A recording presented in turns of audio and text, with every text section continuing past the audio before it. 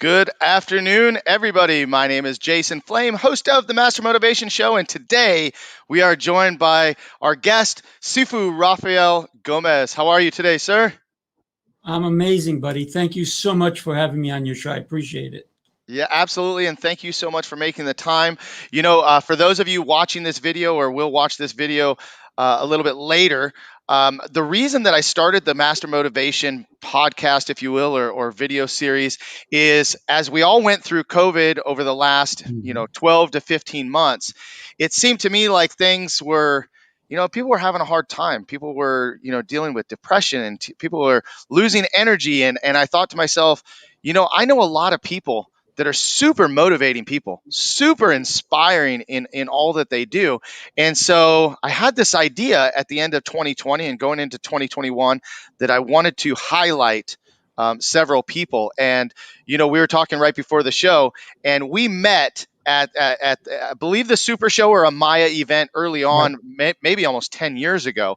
But I was honored to be asked to be, I believe, the very first guest on the coaching call with you. And I was like, this is so cool because we had the idea of what we wanted to do at the same time. And and you're doing amazing with all your, I see all your guests. I mean, you have such a wide variety of guests on your show. It's really great to listen. And I know you're going to be starting a roundtable series as well. So again, I'm super excited to have you on the show. Thank you so much. Listen, it stems from passion, right? Everything we do, if it's worthwhile, there should be some passion behind it. And the other thing that I'm always very adamant about is that we have to enjoy the process. So I'd like to, ask you a quick question. If Bruce Lee had a brother and he was a vegetarian, do you know his name? If Bruce Lee had a vegetarian vegetarian brother. No. Brocco. Broccoli. I love it. That's it. I love it. The whole thing is that, look, I'm wearing a Bruce Lee shirt. And for me, everybody who does martial arts, and it doesn't matter the style of martial arts they're doing, they love Bruce Lee because he represented something in all of us. He inspired so many people to get into martial arts. And whether it was for you or anyone else who's watching your show, there's always someone in our lives who impacts us and takes us to the next level. And, when you and I connected, and I used to see you at the shows and so forth, and then I saw you being a presenter, and you're somebody who works with other people and you impact them and you help them grow their businesses. I said, wow, this is a guy who I want on my show. So thank you for being such a great guest when you were on. And by the way, I love the fact that your parents found out more about you than they knew. It's funny because I asked my mom and dad often. I said, "Hey, you watch my show?" And they're like, I didn't know all of that stuff. And I'm like, really? Yeah.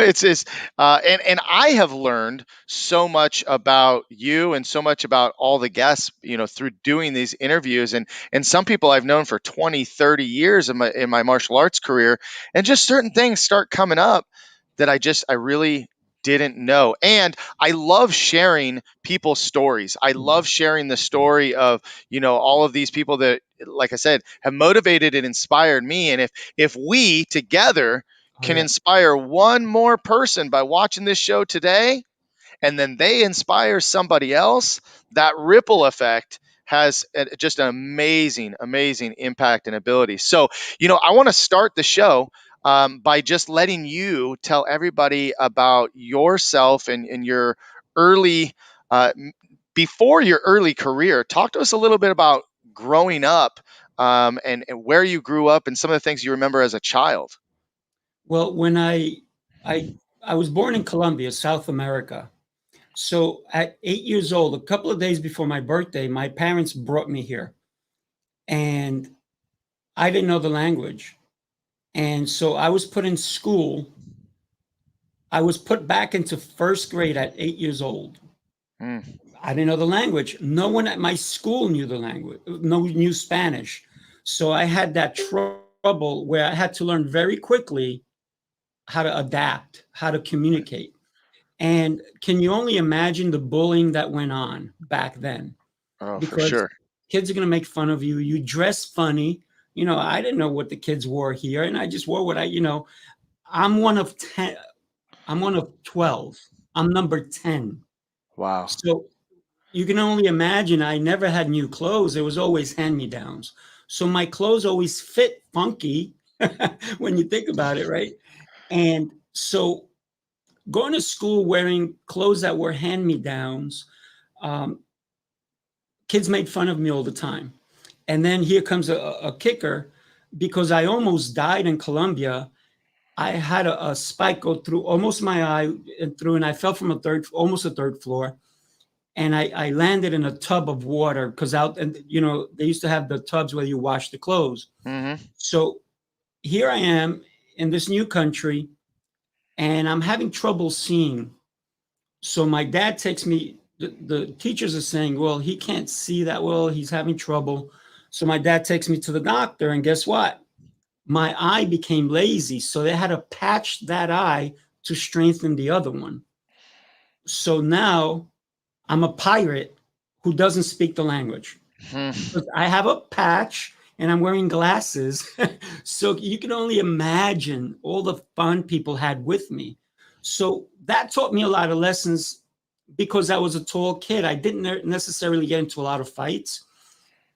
But my martial arts journey started when near my house was a movie theater that we can go to. And it was like, I think we snuck in a few times.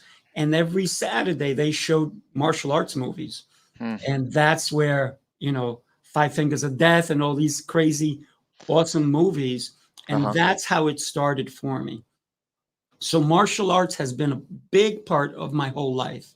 It represents who I am. And it's taught me so many valuable lessons of what to do and what not to do.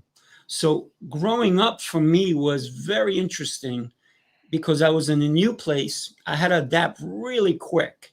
And so what wound up happening is that I made friends with everybody. And it wasn't because I was popular, it's because I wanted to know what they were doing. How are they speaking? How are they different customs? Because I grew up in a neighborhood that had people from all over. So it kind of was pretty interesting to me to find out about other people. So that's where my interest started lying. And what are you doing? What are you doing? What are you doing? And Mm. one day a friend of mine said, hey, I got to go. And I'm like, where you going? He's like, I got to go. I said, can I come? He's like, okay. And it actually wound up his dad was a master and his dad was going to teach him a lesson. So his dad is like, who are you? And he goes, this is my friend. He wants to come. So he goes, okay. So he taught me as well. And that's where my martial arts journey started. Wow. Wow. That's really a neat story on how you got started in martial arts. But it also explains something because what many people didn't get to see is one of the pictures that you sent to me. Right. We chose some different pictures to Sure. promote our show, and now that story explains because you sent me the one with the patch on your eye behind that. So that's just like you said, we learn a lot from our challenges, and it really made you curious, and then here you are now, asking people about themselves on your coaching call podcast, right? I Right. mean, that Right. that curiosity just continued from there. So tell us a little bit more about, now you grew up in New York, is that correct? Yes, I grew up in Queens, New York. So Queens, New York was very close. The houses were very like two houses and then a driveway, which is where people put their cars in the backyard, right? So you had garages in the backyard, one for each house. So you had to go down the driveway to get to your car and get in. So as kids, we used to climb those garages. And because imagine you have a driveway separating, we used to jump from garage to garage to garage. And a lot of times, if we found a really cool garage and there was a tree overhang, we make it like a clubhouse. So we go up there and have lunch. We bring sandwiches, and this is at 10 years old now, 11 years old, and I used to climb things, jump off of things. Before the name parkour came out, I was doing it. This is back in 1973, 75, where I was just, going crazy doing all these different things. We used to jump over cars. I used to roller skate to the ice skating rink. So for me, an adventure was anything I can get on. I learned how to ride a bike. First time I learned how to ride a bike, I used to live by the train, which is the Long Island Railroad. And instead of being where, cars go through it, it was a big wall, a cement wall, and then the train ran over it. And what wound up happening is somebody let me their bike. So I get on it, I start pedaling. Nobody tell me how to turn or stop. So boom, I crash into the wall. And that was my first time. Second time, one of my brothers said, "Oh, you can have the bike now." We're on top of a bridge it was a park called Flushing Meadow Park. And at the top of the bridge is where he said, "Okay, you can finally ride the bike." I didn't know that when you get to the bottom, there's all these loops so that cars wouldn't be able to drive over it. So there I go. Nobody said don't pedal on the way down. So there I am, pedaling, picking up speed. I hit the first ramp, woof, tumble, tumble, tumble. I get up, there's blood all over me. And then I was like, okay, now I need to learn how to really ride a bike. So for me, an adventure was anything I can do, anything physical. The mental aspects of being a kid also projected us to being able to do so much more than what the kids are able to do nowadays. When I was 10 years old, I was doing 500 push-ups a day. Why? Wow. It wasn't my idea. Somebody challenged, say, I can do 50 push-ups. Oh yeah, I can do 50 push-ups. I'm going to do 50 more. Okay. And then it wasn't just me. It was about 8 or 9 friends of ours. Maybe I might be wrong with how many, but it was a bunch of us. Mm-hmm. And we always challenged each other. And it was like, I can do this. Oh yeah, I can do it too. So it became that by the end of summer, we were all doing 500 push-ups a day. Now, there was one kid who was way better than we were, and he was Mike, and we called him Muscle Mike. He was maybe 12, but he had muscles like crazy, and he didn't lift weights. Everything was based on body dynamics. So he would do planks. How do you do that? He'd show us how to do planks. And then we started learning how to do flips. So we would do flips on concrete. And then we say, hey, let's grapple, let's wrestle. So we used to wrestle on concrete. What are mats? I didn't know what mats were. I'll be honest with you. I never wrestled on a mat till I was about in my late 20s. I just on the grass, it didn't matter. So we used to fight all the time. And that's how I trained. It was hardcore, not because somebody said you have to train this way, is because we were being challenged by each other. So for me growing up, I mean, gosh, the training was incredible. Yeah. A lot of fun. Yeah. No, and here you are on the East Coast, furthest East Coast in New York, and I'm out here in California, and you're telling me a story about how when you were growing up, climbing trees and jumping this and jumping that. I mean, heck, that's my brothers. I have 2 younger brothers. That's every day. I mean, we would either be out on our bikes, or my father built homes throughout my whole life and was a builder. So we knew how to build stuff, and we would build our own tree houses and forts and jump from here to there. And man, we used to make ramps and do all that kind of fun stuff. And I think it's different too. You talked about kids today versus kids back then. I think the biggest difference, right, is, well, here we are on a call online in a video. We didn't have any of this back then, and that's the biggest difference, is how much technology has jumped in.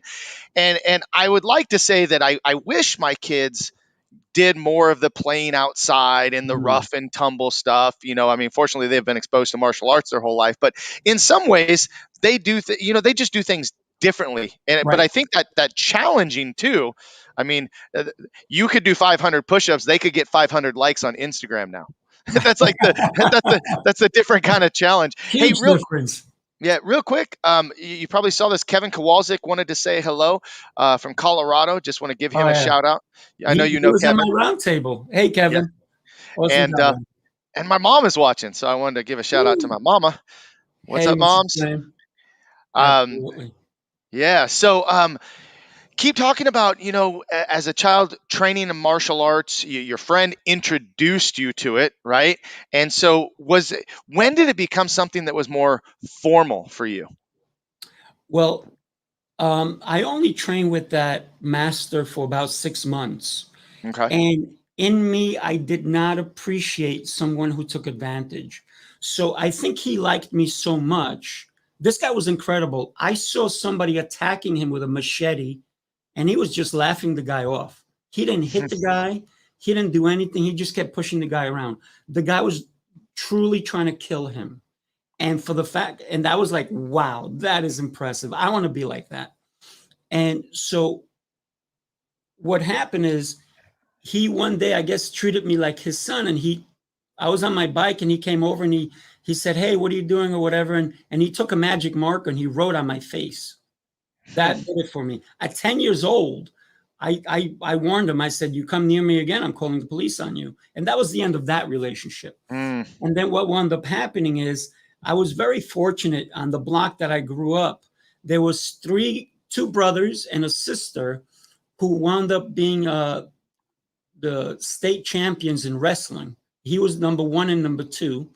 And so, and we liked the sister. She was beautiful. So we always try to hang out with those guys. And they would teach us some wrestling stuff. But they were older, they were right. collegiate guys. So what wound up happening is that guy lived on those guys lived on my block. Later on, I found out another guy who was a kickboxer, and I actually try to beat his son up, and I couldn't. And for some reason, I don't know, I was a hothead kid, and I tried to punch him in the head, and he ducked, and I actually punched a garage wall. I mean, a garage door, and I dented it. I was like, oh, my hand hurt. And then I tried to hit him. I couldn't hit this kid. It wound up being in his own backyard, and his dad came out, and he said, "What are you guys doing?" And he kind of stopped us because I was trying to kill him. And he's like, "No, absolutely not." So he comes out with gloves, and he makes us put on gloves, and we now have to go at it. Man, that was the best fight I had, because not only did I get killed by that kid, but I couldn't hit him. So from that moment on, I was like, yeah, I love this stuff. I need to be able to hit him. And then the dad started teaching me stuff. So what wound up happening for me is I trained with all these kind of people. When I was in junior high, I found a church that had a martial arts program in the basement of a church, right? And it was by a guy that looked like Luke Gossett Jr. And the first thing he taught us is to shave your nails from underneath, right? Don't cut your nails, shave them underneath. Like, why? Some of my training brothers can attest to why later on. I'll tell you about that. So what wound up happening is it was $5 and for the month, and you got to go twice a week for about 3 to 4 hours, I believe. And it was myself and another guy who became a champion, Olympic champion in fencing. And what wound up happening is that I started really, really getting into it. So by the age of probably 14, I asked my dad if I can bring a bunch of friends from high school, and we turned my living room and dining room, which was big, wide open, took all the furniture out, and I created a Kung Fu club. And I was training with guys who did all different styles. So that was the most fun, because once again, that challenge again, I can do this. Oh yeah, I can do it too. And it became where we would be holding horse stands parallel to the floor for a long time. The first time I think we did it like for 10 minutes, and then like, oh, I can do more. And then wound up being like over an hour where we were holding horse stands. And then we said, okay, let's make it tougher. Let's push on each other. So we now started pushing on each other, where one guy would have one leg here, and they're trying to push your legs in either direction. And so you not only did you have to stay level, but you also had to not let them cave your legs in. So it's all those kind of challenges that really reinforce the fact that my body has to be a machine. I have to train hard to be able to keep up with all these guys that I'm training with. And so my love for training just shot up. And so that training experience, and then eventually, believe it or not, my first time going into a martial arts school was probably when I was about 24, 25. Prior to that, I had gone into, I believe it was a Taekwondo school. And I went in and I sat down and they were running around. And it was that was when I was a kid, and it was so intimidating. They never spoke to me. They never said, "Hey, are you interested?" Nothing. And so I sat there forever and nobody approached me. And then I left. And that was bad marketing on their part, because, I could have probably been a member, but it taught me a lesson that martial arts does discriminate. And the fact that there are people who either hold things back or don't know everything, but they claim they do. So my passion for martial arts has grown in the fact that I want to train with the top people, but I want to train with people who actually can use this stuff. If you can't use it, what are you doing? It's a dance. I mean, I love dance. I love to dance, but I want to be able to do moves that are going to save me and maybe save someone else. So that's my journey into really getting into martial arts. Now, and that's a great start, and we're going to get a little deeper into where we go from there. But now, did you do anything in high school or as a younger child, other sports, other activities? I know you had mentioned, parkour before it was parkour, but were there any other organized sports or activities or anything that you were involved in that was really a hobby of yours? Yeah, I mean, there's two things a bunch of things I loved. We used to play tackle football without any gear. It wasn't flag football. It was the real thing. We used to like knock each other down, full on tackle, didn't matter. But then because of all those challenges that my friends and I kept going at each other with, the planks, the handstands, all those things, the push-ups, all of those things, how many, sit-ups can you do? And, I used to go to sleep with my legs against the wall in a split, just so I can, get a split. So that's how I used to fall asleep sometimes. And so the training was almost like in one of these crazy Jackie Chan movies when you see them training and they're going through crazy stuff. And it was just based on someone challenging me. So when I got to high school, I heard there was a tryout for a gymnastics team. I'm 6'1". So I said, okay, I'm going to go for tryout. The coach looks at me and he goes, "What are you doing here?" I said, "I'm here for tryouts." He goes, "No." I said, "What do you mean, no?" "I'm here for tryouts." He goes, "No, you're too tall. Get out of here." I'm like, "There is tryouts, right?" He goes, "Yeah." I said, "Do you have to try me out?" He goes, "Well, what could you do?" I did some flips. He goes, "You're on the team." So I got on the team that way. And then I also, and I used to compete a lot, and my specialty was floor flips and all that stuff. And then I also liked handball. So I tried out for the handball team. I had been playing handball for many years, and it's not the regular, big balls like this. It's the tiny little paddle balls that you play handball with. That's real handball. So when I tried out for the team, they said, "You have to play these people." Okay, I played, I beat them. And this is not to toot my own horn. It's just the fact that I always try to be the best I can be. And so then I played everybody on the team. I wound up beating them all, including the captain of the team. And he's a senior, I'm a freshman. And so I talked to the coach, and believe it or not, he was the same coach for the gymnastics team. So he already knew who I was. So I said, "So I want to play singles." He goes, "No, that goes to the captain. He's the only one that can play singles." I said, "But I beat him." He goes, "You beat him?" I said, "Yeah." I said, "You want to see it again?" So we played again. I beat him again. He's like, "Oh," he goes, "Look, Next year, you can play singles. Right now, you have to play doubles. I said, okay. So what wound up happening is everybody had to wear gloves to play handball. I didn't like the gloves, so I would not wear them.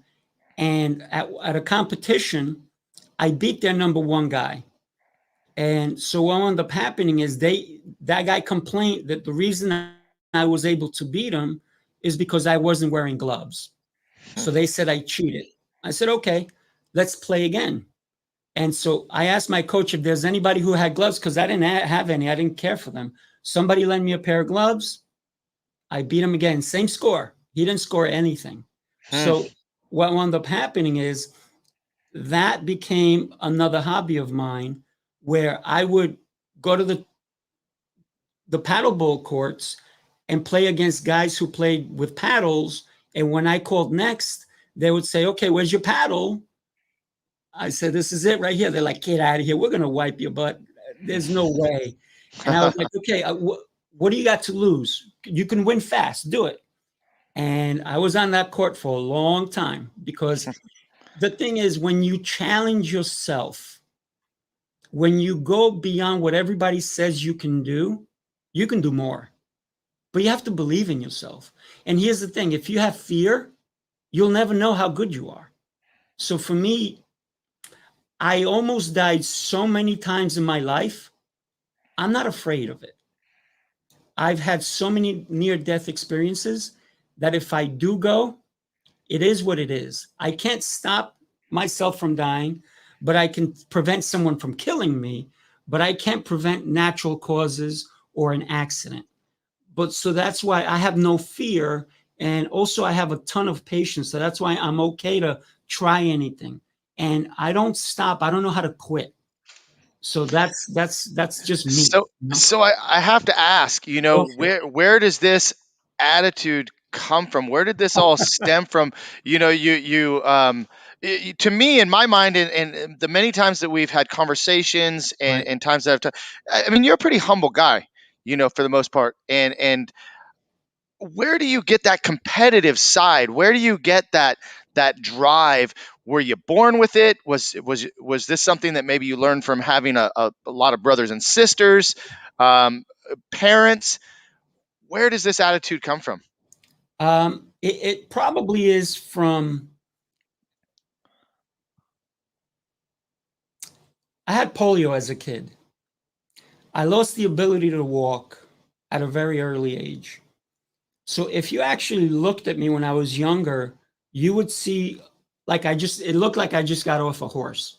And so I've worked very hard to work on my legs because I lost the ability to walk. My feet turned backwards.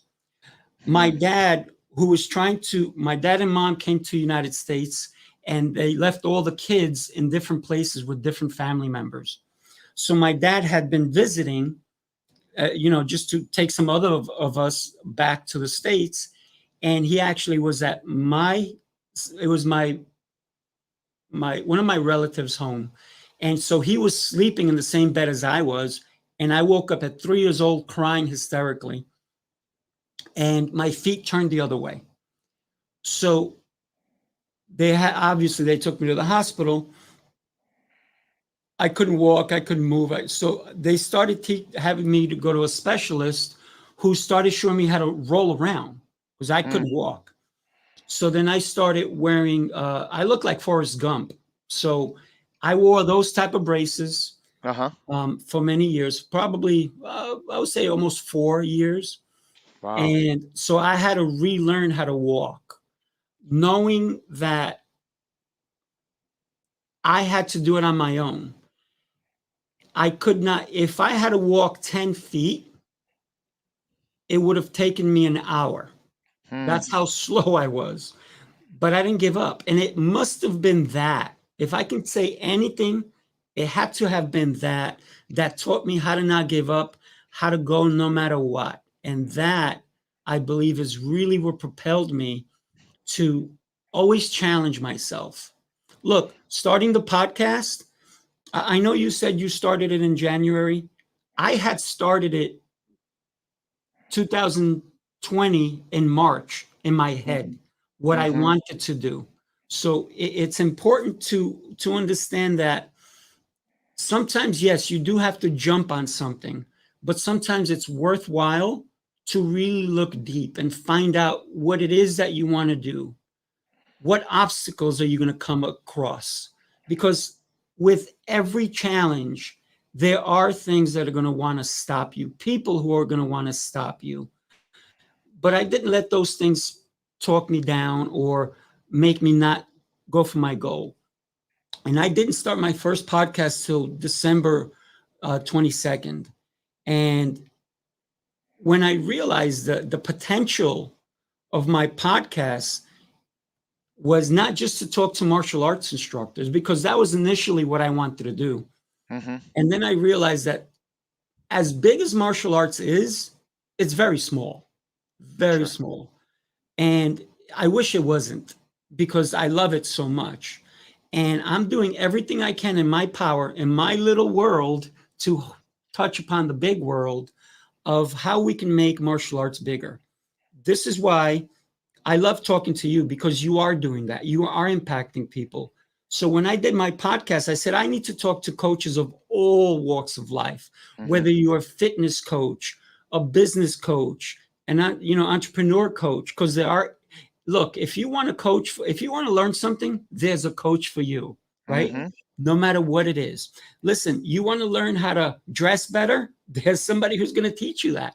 So the whole concept for me is what's out there, and how can we get together? How can we unite as a family, if you think of it? Because I came from a big family. But the whole thing is, what do you think happened when the food came out?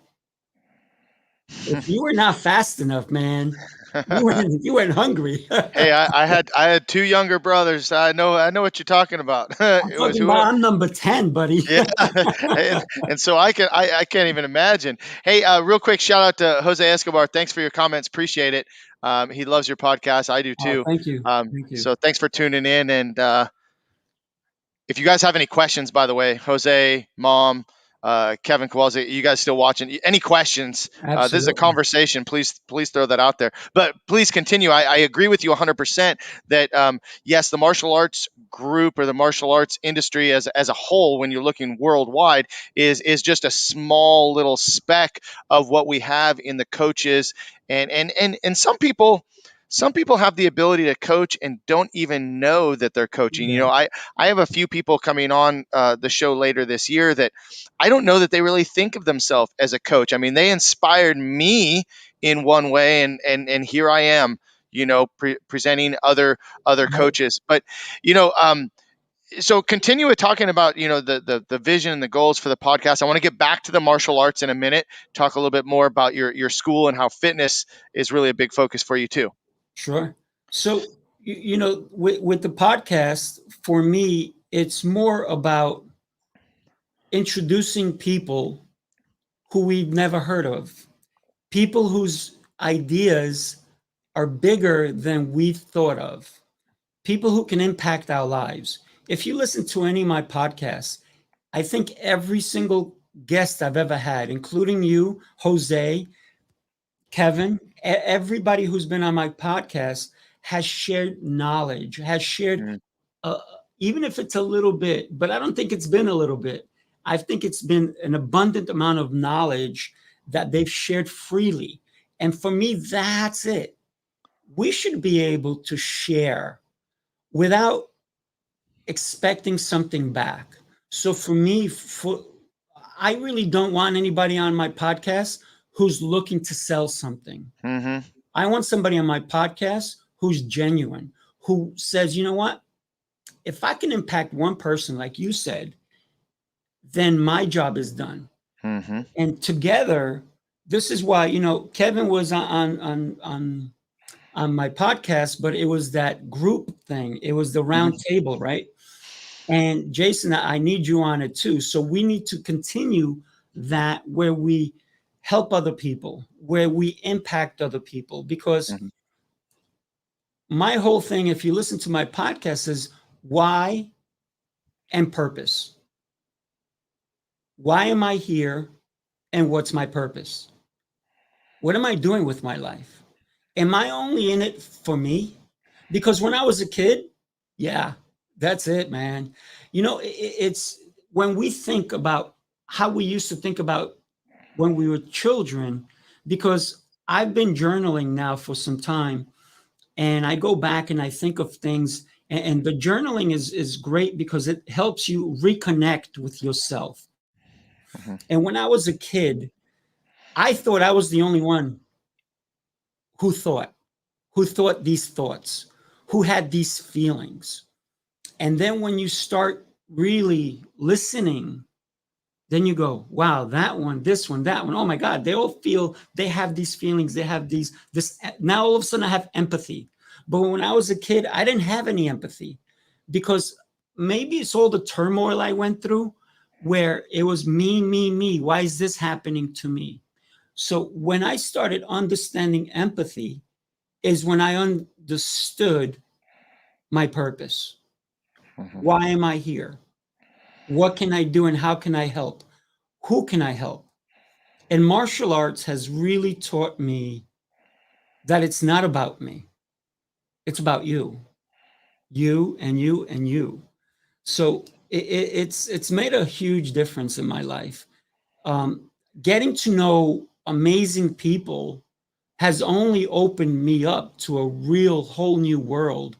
Mhm. And this is why I love doing the podcast. It's been addictive because I started with one. I was going to do one podcast a week. That's it. I'm done. One a Mhm. week. Uh-huh. Uh-huh.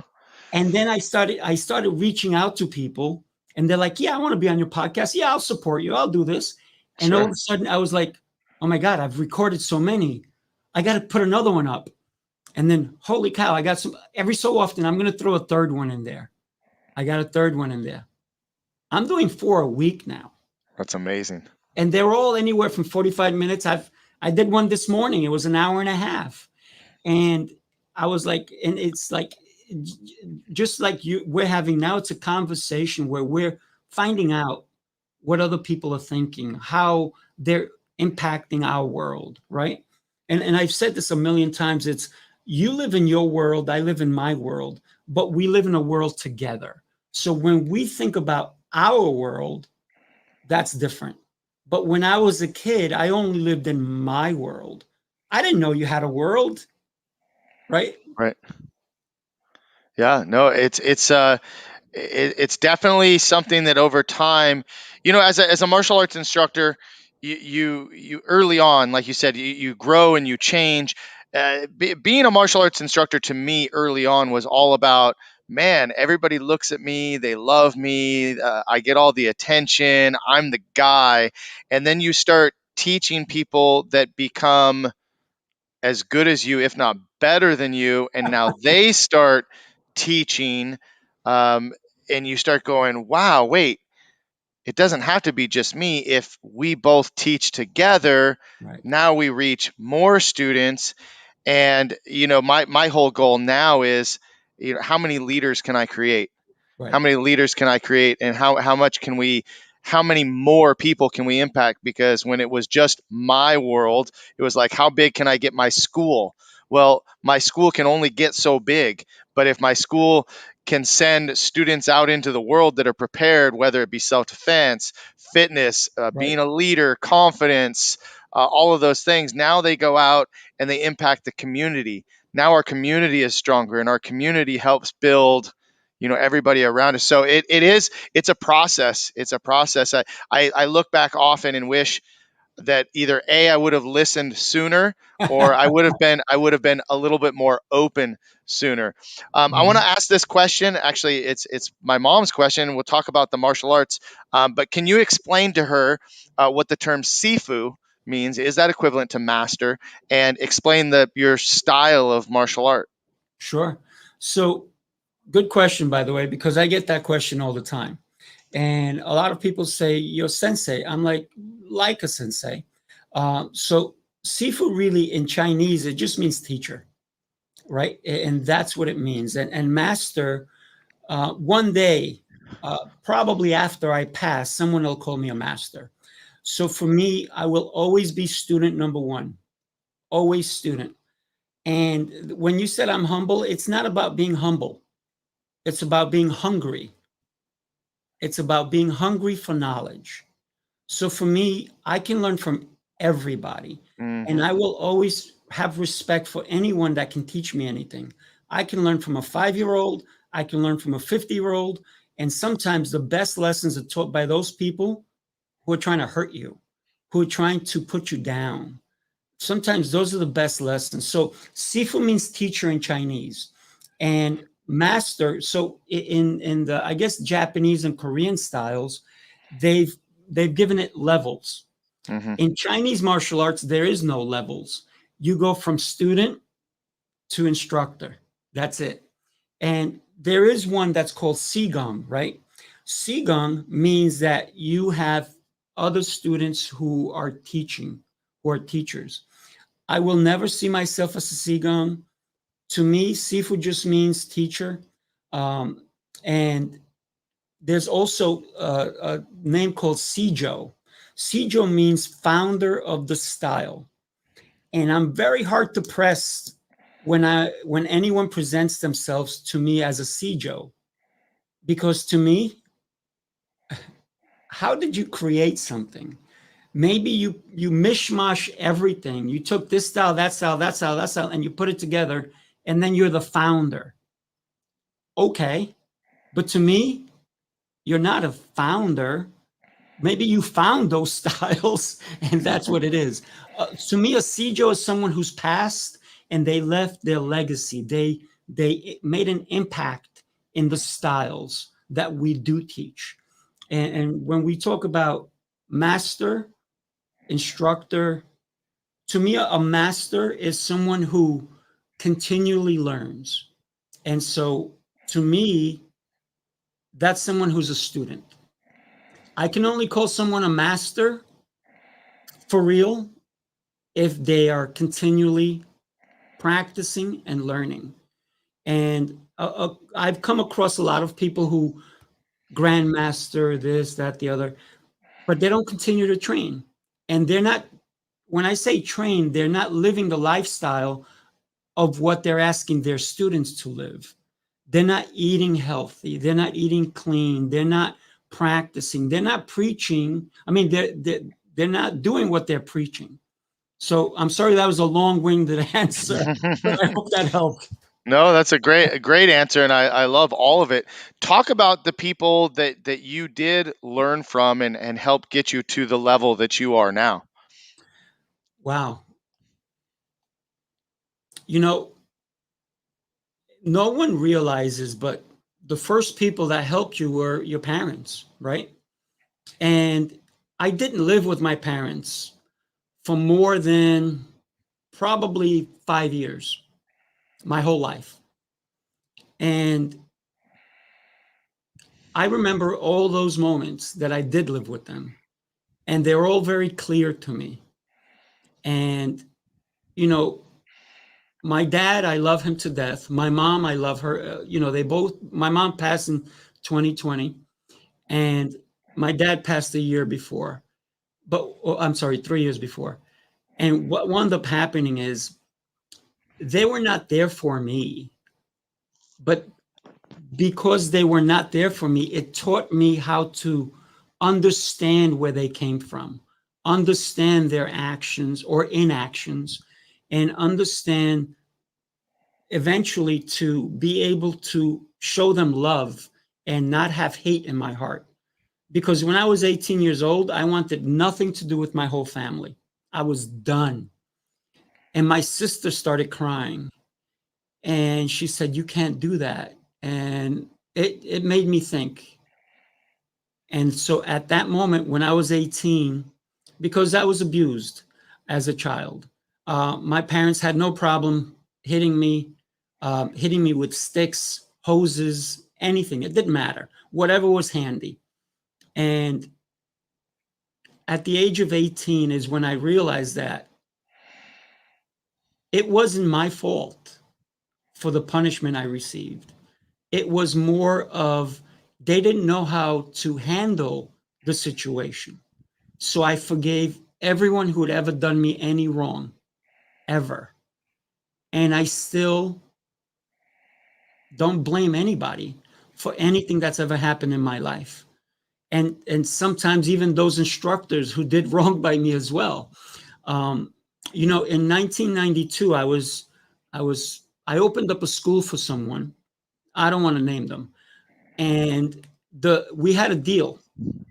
And when I said, "Can we get that in writing?" and his words were, "My word is golden. You don't trust me?" I said, "Of course I trust you. You're my instructor." And when I brought the school from nothing to a full-fledged running school, fully rocking school, and I asked for some money, he said no. He actually said, "You know, I need you to be at the school from 9 a.m. till closing." I said, "Well, I have a job." By the way, I don't know if you knew, I used to do interior design architecture. So I used to do No, all I the didn't. drawings, wood shop drawings, all that stuff. So yeah, and I only worked 2 days a week. And the reason I went from working full time to part time is because I'm a maniac when it comes to learning, right? I'm a dry sponge in the beginning of the day. I want to be wet by the end of the night. And what happens with that is when I went into that field, I knew everything. That at one point my drawings were so good they were being put in Architectural Digest magazine. And those were like drawings that they would talk about a building, and these were the drawings that were going in. And so my passion for drawing has always been there. And I think I got that from my mom because she was an artist. And the other aspect of that is that because of learning all these different things, it taught me how to really focus on things and understanding architecture, understanding focus and discipline and putting things in place is what really drove me to everything, to understanding the dynamics between putting something together, structuring something together, and not only objects but people. And that's I think everything that has really helped shape my thinking. Hmm. So now, I mean, and first of all, thank you for being vulnerable and sharing, information that I have never heard before, Right. and I know, there are people watching that could, like you said, empathize with, things that you've gone through in your life and the things that have taught you and strengthened you. Um, Talk to me about where you are now and how, you know, your podcast, your school, your focus on fitness what direction is that taking you in at this point? Wow. Okay. So podcast first, right? Because that's one of the things that we talked about. When I decided to do the podcast, it was just, I want to do one a week. Then it went bigger than me. It grew beyond my scope. My next thing, I'm going to do another podcast, and it's not going to have any guests. It's going to be on mindset, focusing, how to change your thinking, how to be positive in the world. And that one, I've already started working on it. That won't be out for a while because once again, I'm not going to just jump in it and do anything without really having full focus on it. My fitness has always taken me where I'm always challenging myself. So I've always helped people understand fitness. When I was doing gymnastics, I used to go to when I was in the gymnastics team, a friend of mine was teaching at a different high school on the weekends, gymnastics. And they were teaching from 4 to 16-year-olds. And he said, "You're really good on the team. Why don't you come and, try it out, see if they'll hire you?" I'm like, "Okay." And so I started teaching gymnastics at a neighboring high school that we used to compete against, which is kind of funny. And so with that's the fitness aspects. But the other thing is swimming became a big thing for me when one of my siblings threw me in the water and held me down. I didn't know how to swim. And there I think I'm drowning. And instead of getting out and never going in the water again, My resilience said, go to the edge and learn how to move your feet. And then someone else said, start doing this. And then I slowly learned how to do that. And so I used to go in zero period before school started in high school and teach kids who didn't know how to swim, how to at least do the elementary backstroke.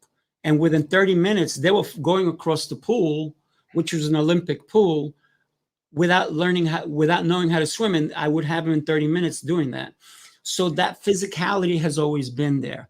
Being challenged by my peers, not in a negative way, but it was always positive. You know, what can you do this? Can you do that? And so we were always being challenged. And so my physicality has always been to that. When there's a new something going on, I'm like, that looks interesting. And then I'm very detail oriented. And there goes for my architecture, where it's very detail oriented. I want to know the details of it. I want to do the nitty gritty. And so, for example, TRX came out, I went, got certified in TRX. This came out, I went and did it. And so for me, the body's such an impressive machine. Nothing like it has ever been built. It may eventually, but not yet. The mind is another machine that's still, no matter what computer you could put against it, it's amazing. So those two machines, our brain and our body, is what really intrigues me about fitness, because it's that limiting belief when you say, oh, I can't do that. Right. You're right. You can't. Like Henry Ford said, if you think you can't do it, you're right. You can't do it. So, and I think I quoted him right. I don't know if that was the wrong quote, but when we think about what we can do, we have to go for it. And if we have that limiting belief of like, you can't do it, or somebody's whispering in your ear, or you're not good enough, you got to shut them out. You got to push them away and say, no, I need to do what I need to do. Remember, I started in my world. I only slowly allowed other people to come in. But guess what? Anytime, that's why meditation for me is huge.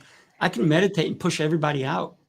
I can meditate and take all the negative energies out of my life and only allow the positive in.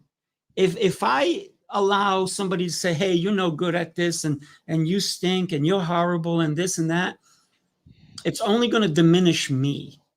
So when somebody says, hey, you're no good, oh yeah, you're right. Not now. Give me time. I will prove you wrong. I will get better at that. And I might not be as good as you, but damn, I'm going to be amazing for what I can do. And I've always challenged myself that way. If somebody says you can't do this, okay, cool. Thank you. Thank you for pushing me. I appreciate that so much. So when it comes to my martial arts school, and I know you asked about that too, right? Yes, sir. So this particular person who we talked about, I opened up a second school for him, and I brought it more. I had more students in his second school than he did in his own school. And so the deal came out that he said, if you can't give me the hours, then you're out. I said, done, deal. So because I valued the students that I had taught, I said, I want to help anybody who is training here. I'm not asking for any money. If you guys want to come, I live by the beach here. I was living in Long Beach in Long Island. And I said, anybody wants to come out and train with me? I'm training from this time to that time. Come out and train with me. And some did. So this guy heard about it, and he thought I was trying to steal his students.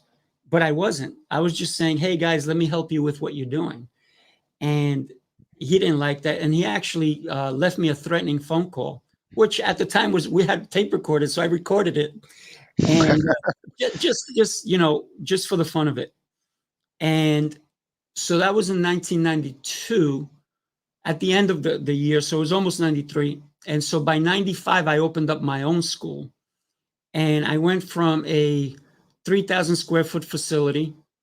And then I moved down, like half a block away to another school, another location about the same size.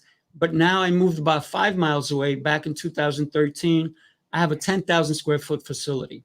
Wow. And the reason I did that is because I wanted to continue with my fitness aspect. So I don't just run martial arts. I have several businesses. So my business is fitness. My business is martial arts. My business is impacting people in all aspects. So I have dedicated rooms just for fitness. I have dedicated room for just martial arts. And so I can have a martial arts class going at the same time that I have a fitness class going. And that's just the beauty of what I'm doing. And for me to change one person's life, to have that impact, that's huge. So that's where I'm at with my martial arts. Awesome. Well, hey, thank you. Thanks for sharing all of that. It's really great to hear. So many of the guests I've had on the past, and I know that I'll have in the future, have that same driving. That thing that you talk about with the challenge me and people telling you can't as Right. fuel to push you. It's just a common denominator, I think, in anybody that has that winner's attitude. That rather than focusing on a problem, we're going to focus on a solution rather than, and I think that the quote is, whether you think you can or think you can't, you're right. Yeah. And it's what you tell yourself, right? And Mhm. I think that that's super powerful. And like you said, if you can pass that on to one more person, and that person passes it on to one more, the ripple Yeah. effect is amazing. So I want to thank you for being a guest today. We're already at an hour today, which has been a great conversation. I hope that Oh, you thank guys you. that have been watching enjoyed it, enjoy listening. Please share the video so that other people can hear this awesome message from Sifu Rafael. And please make sure to check out his coaching call podcast. Do you want to give a shout out on your on your sites where they can Sure. find you? I mean, if you go to either Instagram or Facebook, is Coaching Call. Facebook is Coaching Call. Facebook, it's pretty easy to get to. You guys who do Facebook, if you don't do Facebook, you got Instagram, Coaching Call on Instagram. You can also just go to Apple Podcast, Spotify, anything like that, any platform that you listen to podcasts, and just check it out. It's called Coaching Call with this mug.